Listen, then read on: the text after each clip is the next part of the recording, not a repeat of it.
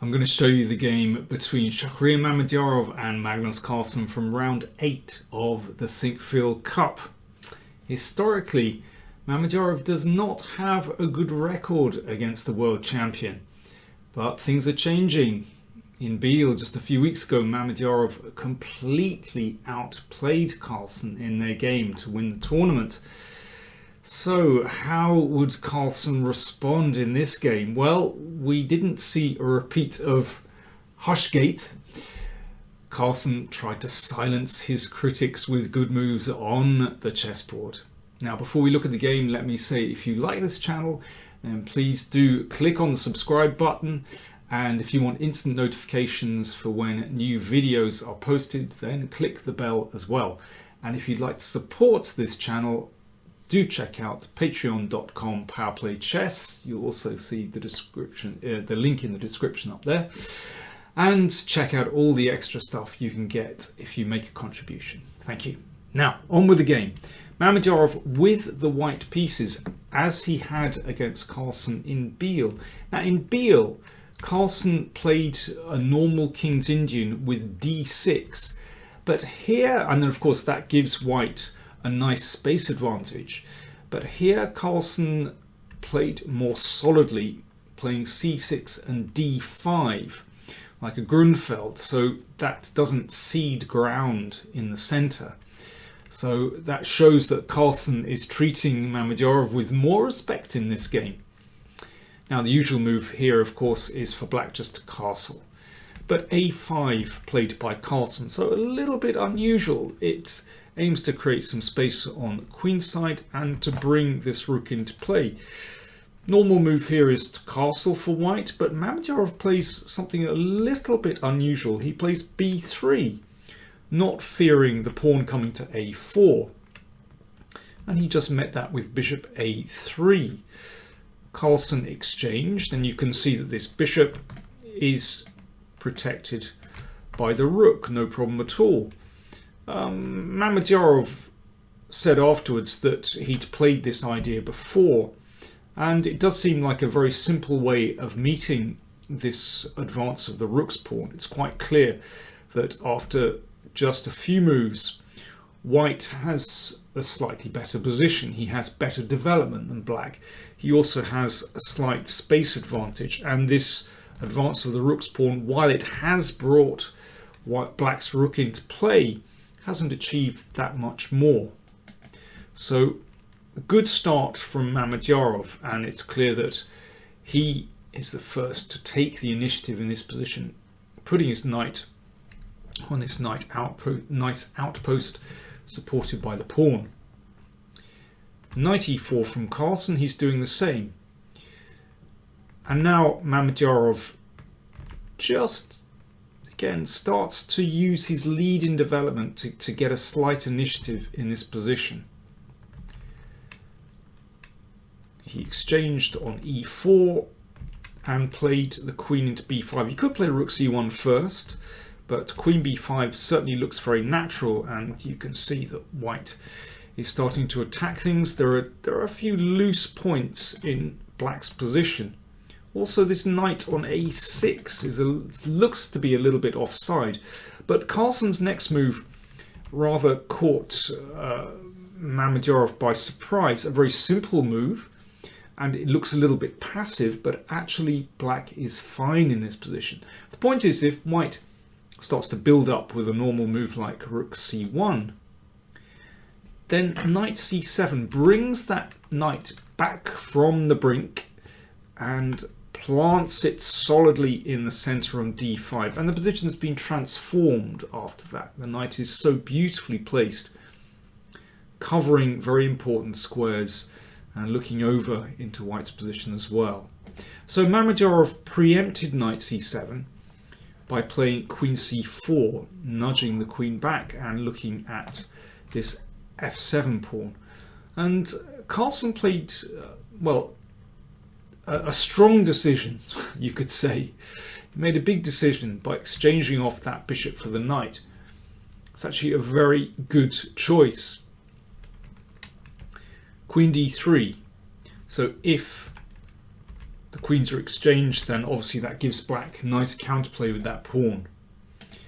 Rook c1 still looks like white is a bit better here. His rook is the first to come into play, hits the e-pawn, and this knight still seems to be a problem for black, stuck at the edge of the board. But Carlsen proved that actually black is fine here. b5, so that if rook takes pawn, we push on, the bishop goes back, and that knight comes back into play, attacking the rook, attacking the pawn. After the knight takes the pawn, black is absolutely fine.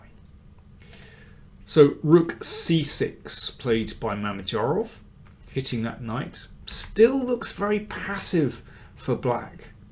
In fact, he's fine. After this move, Carlsen came up with a very surprising defense. He played knight b8. Looks really curious. Attacks the rook, and here's the crucial bit, opens up the line of the bishop, of the rook attacking the bishop, so a nice discovered attack. Rook c8 from Mamedyarov. If the rooks are exchanged, then this is excellent for white. The bishop crashes in, comes to f6 potentially, or maybe d6. White is a lot better. But Carlsen just played king f8, and surprisingly, black is holding absolutely firm here. And there's no way for white to increase this advantage in any way, or to improve his position, I should say, because white has to deal with a threat to the bishop. If white could support that with a pawn, if you could nudge that pawn back, then I think white would have the advantage. But this bishop is a problem. Mamedyarov played bishop b4, and that gets hit by the knight. Also connects the rooks again.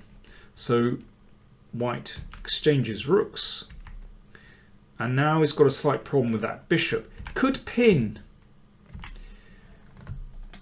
which looks a little bit annoying. In fact, black's king can wander into the middle, and it's impossible for white to make progress here. If that king comes across, well, in fact, it's impossible to take that pawn. That would be a mistake because there's a discovered check. And then rook takes rook. It's actually quite an important variation. And Carlsen would have had to work that out ages ago. So good defense from the world champion. So rook a1 doesn't really help white. Bishop a5 played by Mamedyarov. And now again, the king wanders into the middle, covers some important squares. Rook b6. So the rook is very active, but in fact, after this move, black is fine. Finally, that knight comes into a decent position. It seems to me this is a key theme in this game. If that knight manages to enter the game successfully, black is fine, and it was impossible for Mamedyarov to avoid this actually. Well, after rook takes pawn, this would lead to a draw straight away after this, and rook takes bishop. So Mamedyarov played b4, which secures the bishop, but now the knight comes into an excellent square. If rook takes pawn, then the king steps up, and that's going to be taken soon. So at least Mamedyarov thought that he would damage black's pawn structure before he took that pawn. But now Carlsen takes the opportunity to activate his rook. So the rook and knight combine beautifully here to find counterplay against the king. But also the rook is able to station itself behind that passed pawn. And the king comes back. Black could take on f2, but it's rather dangerous. Then that passed b pawn starts to roll down the board. Black shouldn't do that. Carlsen keeps his knight centralized, but plays g5. This is a very interesting move. Carlsen is looking to create a kind of mating net and then shift this knight round to f3 and maybe, well, this is a dream, but checkmate white with the knight on f3 and rook on g1. But it means that Mamedyarov isn't able to find total freedom with his rook because he always has to guard against this mating idea. Carlsen puts the rook behind the pawn. This is where you want a rook. If your opponent has a passed pawn behind it, makes it more difficult for white to advance, but also there's still potential counterplay on the king side. A check, and the pawn advances, and rook here. Now putting the rook here obviously starts to hassle the bishop and makes it difficult for white's rook to move too far away. King here, but of course it's not possible to take that bishop straight away because the pawn advances. But Carlsen continues with his plan on the king side of restricting white's king, and that keeps white's king boxed in. And as I said before, Carlsen has a bit of a dream here of bringing the knight round to f3 and coming around here, but Mamedyarov is alert to that. He played bishop c3, preventing the knight coming there. Also looking potentially to play bishop d4 check as well, bringing that bishop to an active square. So Carlsen just shuts down that possibility. And now king c4.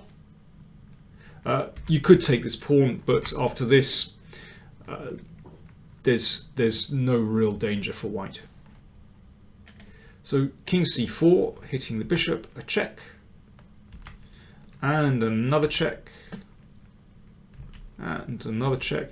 And Carlsen decides here, right, he's not getting anywhere, so time to finally take that pawn. But that allows Mamedyarov to exchange rooks, and then white, although he's a pawn down, has a fortress here. You can see that bishop, yeah, it's restricted, but it also restricts black's knight.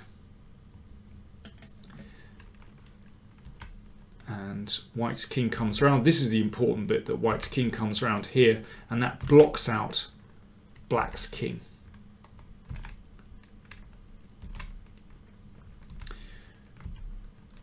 And here Carlsen realized that there's no way to break through,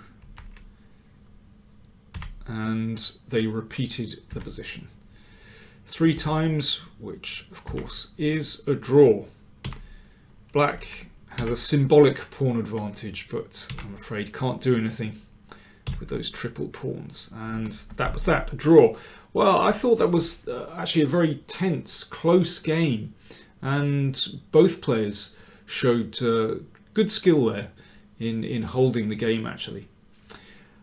So that draw means that, well, we have a very, very tight situation going to the final round. In fact, all games were drawn in round 8. So that leads the situation the same at the top. Fabiano Caruana has a half-point lead with 5 points over Aronian, Grishuk, Carlsen and Mamedyarov on 4.5. Caruana plays black against Wesley, so I would predict a draw there. But who knows? Funny things happen in the last round. If that game is a draw, then it means that the other players on 4.5 can catch Caruana if they manage to win. We have Aronian playing Grishuk, both on 4.5 points. Mamedyarov has black against Anand, not an easy one to try and win. Carlsen has white against Nakamura. Now that's a very interesting one, as Nakamura doesn't have a particularly good record against Carlsen. So anything can happen in this final round. It's so close, and do check out my reports that'll be coming tomorrow, and indeed do check out my earlier reports on the tournament. You'll find links in the description up there. Thanks very much for watching.